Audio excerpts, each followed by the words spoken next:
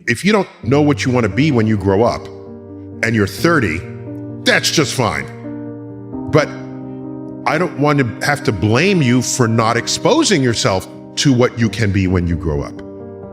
If you're sitting home watching football and say, I don't know what I want to do with my life, why don't you do what my parents did? Visit a new thing every weekend. Go on a trip. Talk to experts in all manner of tasks, and visit a chef school, visit a geology expedition. Just do things, and if you like it, you'll probably be better at that than anything else you choose to do, because you will invest even your downtime doing it. And as the saying goes, pick something you would do for free and make that your career, and you'll never live a sad day in your life. My father could have been a great comedian, but he didn't believe that that was possible for him. And so he made a conservative choice. Instead, he got a safe job as an accountant. And when I was 12 years old, he was let go from that safe job.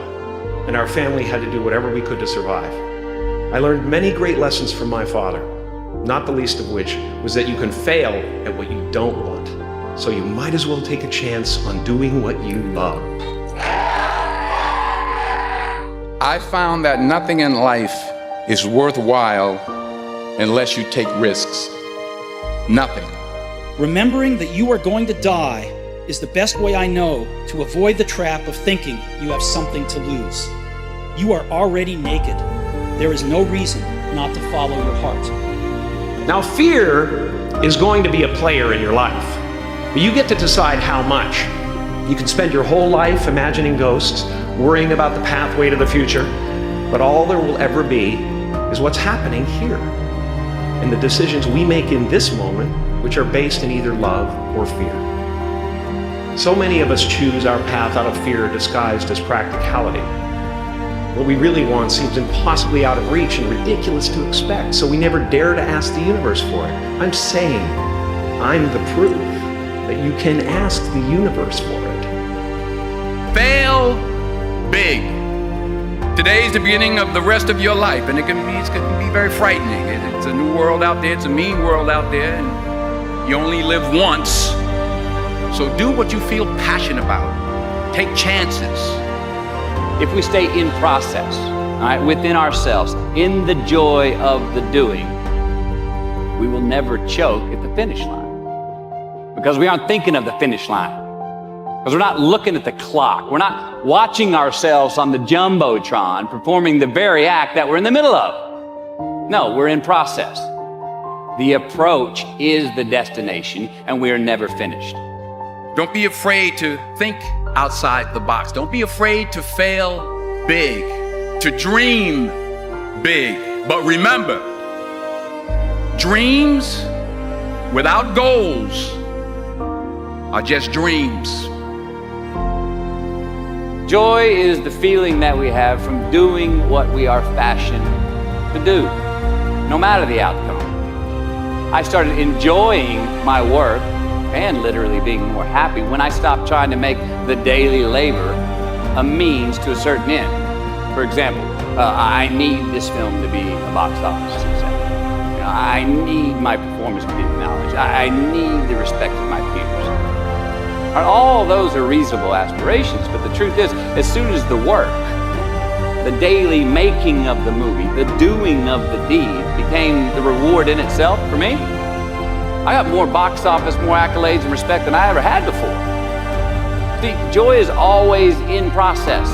It's under construction. It is in constant approach, alive and well in the doing of what we're fashioned to do and enjoying.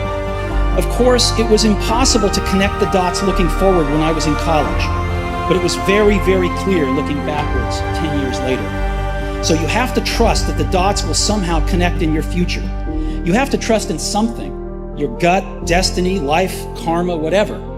Because believing that the dots will connect down the road will give you the confidence to follow your heart, even when it leads you off the well-worn path, and that will make all the difference. You will at some point fall. And when you do, I want you to know this, remember this, there is no such thing as failure. Failure is just life trying to move us in another direction. Now, when you're down there in the hole, it looks like failure. And when you're down in the hole, when that moment comes, it's really okay to feel bad for a little while. Give yourself time to mourn what you think you may have lost. But then, here's the key. Learn from every mistake. Almost any path you take will make you wiser as a person. It's not just knowledge. What is the arc? There's data. Data can become information. Information on further study becomes knowledge. And after enough time, when you see how the knowledge plugs in and applies, it can become wisdom. Wisdom is the distilled essence of all the details. Listen to people's comments. People have life experience. Don't ignore it. But what you want to do is fold it into your own sensibilities. Every failed experiment is one step closer to success. You've got to take risks, and I'm sure you've probably heard that before, but I want to talk to you about why that's so important.